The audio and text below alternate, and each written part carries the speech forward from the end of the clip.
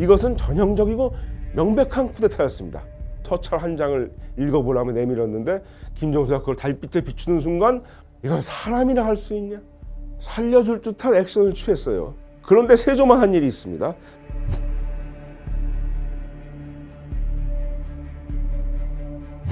여러분 안녕하십니까? 오늘부터 유석재의 악인전 유튜브를 시작하게 된 유석재입니다.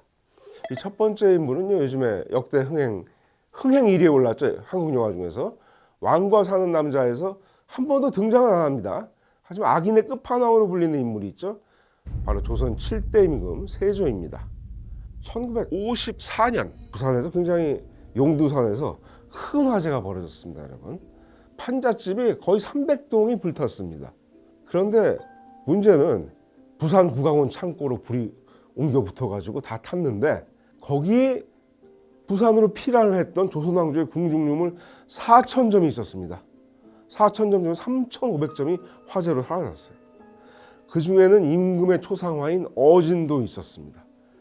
세조, 숙종, 정조, 순조, 헌종 초상화가 모두 불타서 사라졌어요. 이때 1954년에. 지금 조선왕조 임금 중에서 초상화가 남아있는 임금은 태조, 영조, 철종 3명입니다. 물론 고종, 순종도 남아있지만 이분들은 사진이 있기 때문에 별 의미가 없어요. 그런데 2016년에 뜻밖의 일이 나왔습니다. 임금 한 명의 얼굴을 더 알 수 있게 됐습니다. 세조입니다. 세조. 이게 어떻게 된 거냐면은 1935년에 이당 김은호 화백이 왕실 주문을 받아가지고 세조 어진을 베껴 그린 적이 있었는데, 뭐냐면 옛날에는 그 어진이 낡으니까 낡게 되면은 똑같이 베껴서 그리고 옛날 어진은 불태웠어요. 지금 같은 문화재 보존 개념이 없을 때입니다. 그런데 그 베껴 그린 그림도 없어졌는데 초본이 경매난 거예요. 초본이. 그러니까 어떤 얼굴인지 알 수가 있게 된 거예요. 드디어 우리가 비로소 세조의 얼굴을. 그런데 야, 이럴 수가. 굉장히 후덕하고 인자해 보이는 얼굴이었습니다. 풍채도 좋고 여기저기서 탄식하는 소리가 들렸습니다. 형제와 조카와 신하들 그렇게 죽인 그 잔혹한 얼굴에 실제 얼굴이 저렇게 해맑을 수가 있단 말이냐. 사실 영화 우리가 그 관상은 이정재 씨가 그 세조 수양되고 나왔던 관상은 이 발견보다 전에 나온 영화예요. 근데 그때는 우리가 세조의 진짜 얼굴을 알 수가 없었어요. 여러분, 이 조선왕조 초상화는 터럭 하나까지도 다르게 그리면 안 된다고 했기 때문에 굉장히 정확합니다. 실물과의 싱크로율이 굉장히 높습니다. 이유입니다. 이유 본명이 세종의 차남이고 진양대군으로 오래 불리다가 1445년이 돼서야 비로소 수양대군이라는 받았습니다. 그 전에 6대 임금 단종 세조의 조카죠. 이 조선왕조에서 장차 왕이 될 운명을 지니고 태어난 최초의 왕이 바로 단종이었습니다. 1441년 경복궁 자선당. 요번에 그 앞에서 화재가 나서 큰일 날 뻔했죠. 거기서 태어났습니다.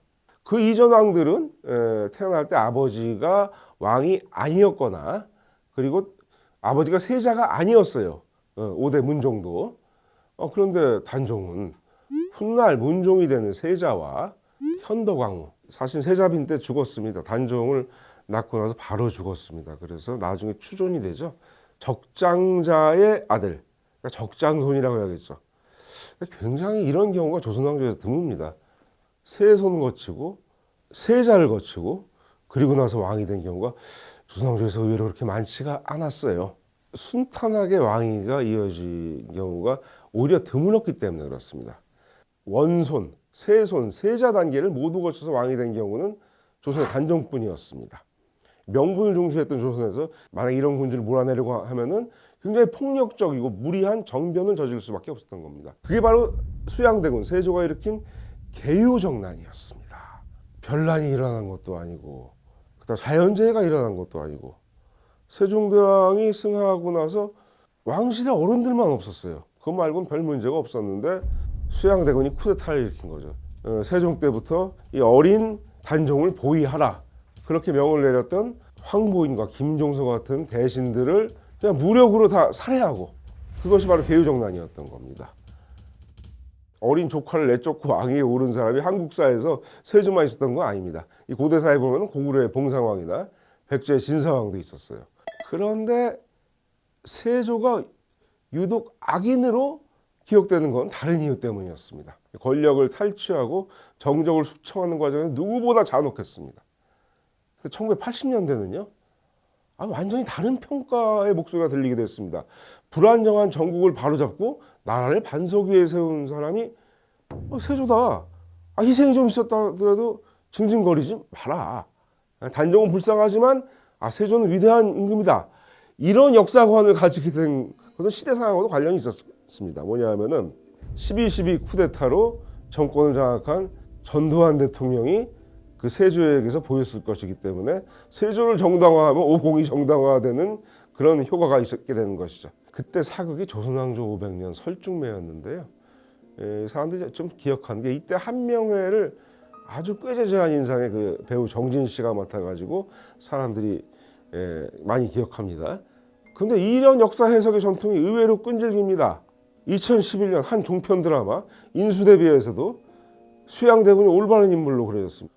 근데 지금은 왕과 사는 남자 개봉된 지금에는 그 무덤이 경기도의 광릉인데 별점 테러가 이어지고 있어요. 모친에게만큼은 효자였습니다.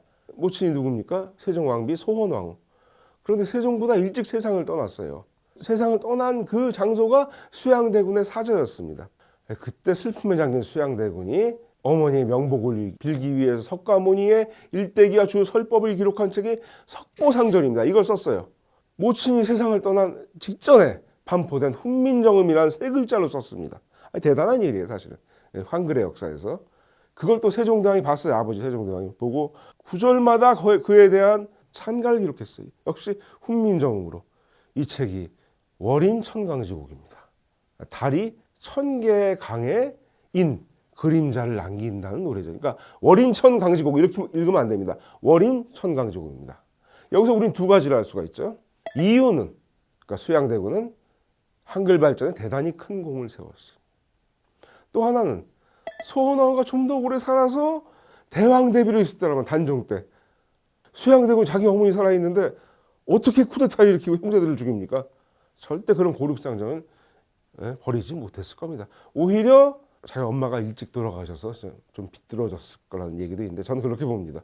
1450년에 세종대왕이 승하하고 그 세자 수양대군의 형 5대 임금 문종으로 즉위를 했습니다. 그런데 즉위 2년 만에 승하했습니다. 무슨 드라마를 보면은 그 사이에 수양대군이 2인자의 자리에 오른 것처럼 나와 있는데 그건 아닙니다.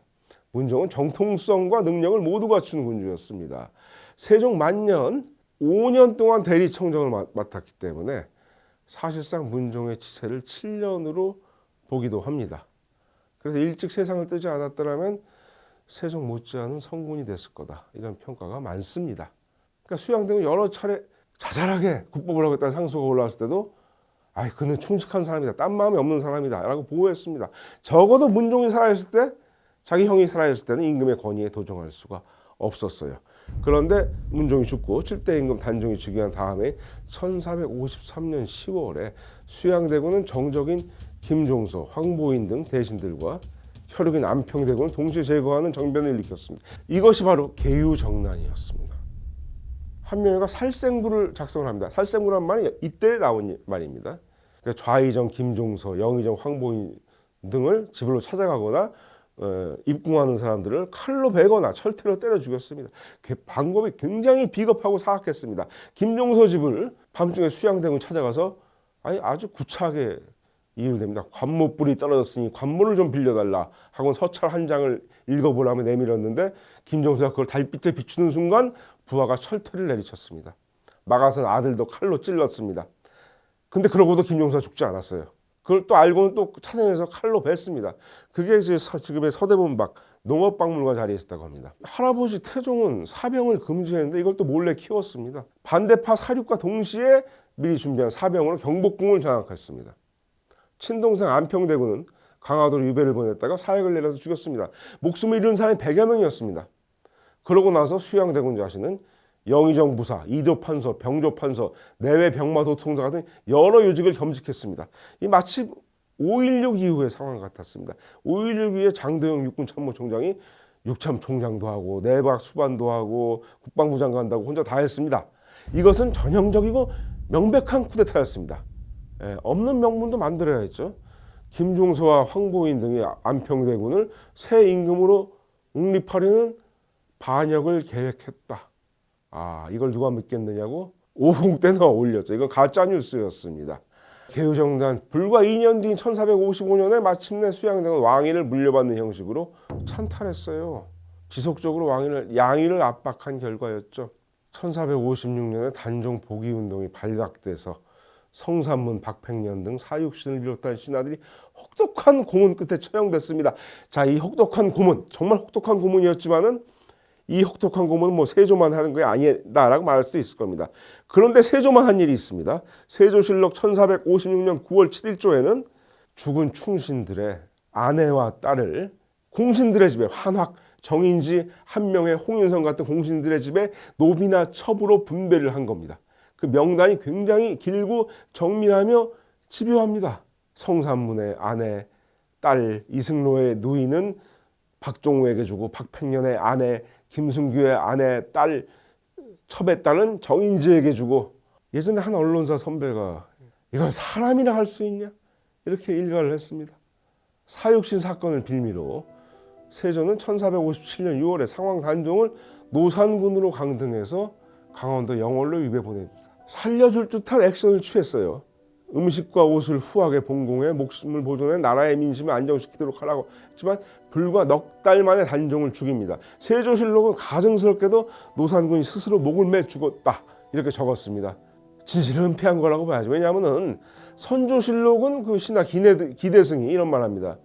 노산군에게 사약을 내리기를 영의정 정인지가 청해서 세조가 허락을 했고 사형을 당하는 모습을 현진이 기록했고 관찰사 그것을 봤다.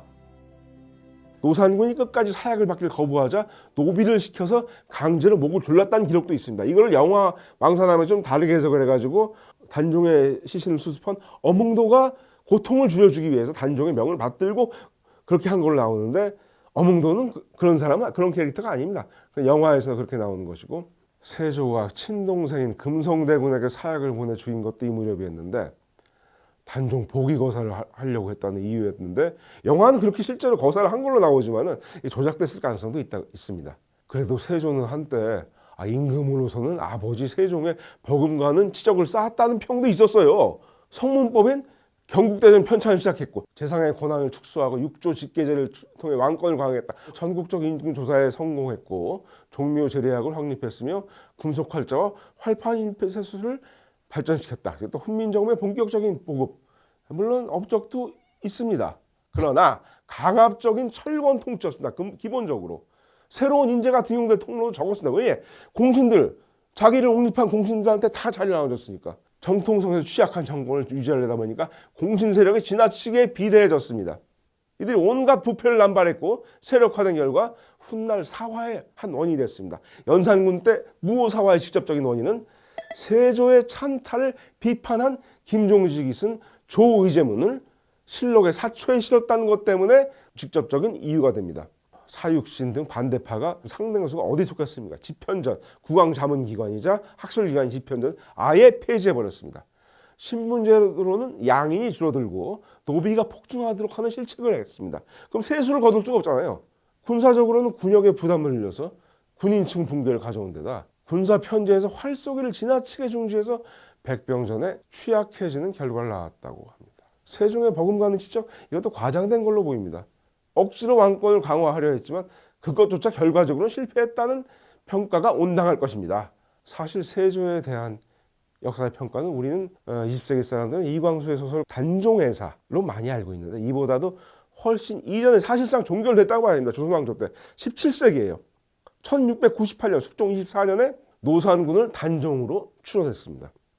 사실상 왕위를 되찾은 겁니다. 복위를 한 겁니다. 1691년에는 사육신의 관직을 복구했고 개유정난 때 희생자였던 김종서와 황보이는 영조 때 복권이 됐습니다. 김종서에게 내린 시호가 뭔지 아세요? 충익입니다. 충성스러울 충자에 날개 익자. 날개처럼 군주를 보필했다는 뜻입니다. 이미 모반을 일으키려 했다는 수양대무측 논리를 조선왕조에서 공식 부정한 거예요. 세조는 만년에 자신의 악행에 대해서 일부 후회하는 듯한 말을 했다고 했는데 제가 보기에는 죽을 때가 가까워진 자의 두려움이었던 것으로 보입니다. 유난히 불교를 숭상한 것도 지은 죄가 많은 사람이 죽을 때가 되니까 부처님을 찾은 거로 봐야죠. 한간에는 나병, 그러니까 한센병에 걸려서 고생했다는 얘기가 전합니다. 죽기 전에서. 병의 정체 실록은 잘 안 나오지만 악몽, 불면증, 신경쇠약 등을 앓았던 걸로 보이는데 13년 만인 1368년에 세자에게 양위를 합니다. 고작 13년. 세상에. 새 왕이 8대 예종입니다. 재위 1년 2개월 만에 20세로 죽었어요. 원래 세자였던 큰아들, 추존왕 덕종이죠. 인수대비 남편은 단종보다 먼저 죽었어요. 19세로 요절했습니다. 그럼 세조는 어떻게 됐습니까? 양위를 하고 바로 다음 날인 바로 다음 날 51세의 나이로 지금의 창덕궁인 수정궁에서 죽었습니다. 단종이 상왕으로 있던 시절에 거처하던 장소이기도 했습니다. 1984년에 강원도 평창에 있는 상원사에서 목조 동자좌상에 봉안됐던 유물이 하나 발견됐는데 이게 세조가 생전에 쓰던 명주 덕삼이었습니다. 피와 고름이 덕지덕지 묻어 있었습니다. 무슨 얘기냐? 죽음에 이를 정도로 고통스러운 피부병을 세조가 앓았다는 거예요. 저는 한 번도 기사에서 이 말을 쓸 적이 없습니다만은 이건 학술적인 용어도 아니고 논리적인 용어도 아닙니다만은 이 병에 대해서는 딱 한마디만 하고 있습니다. 이것은 아마도 천벌이었을 것입니다.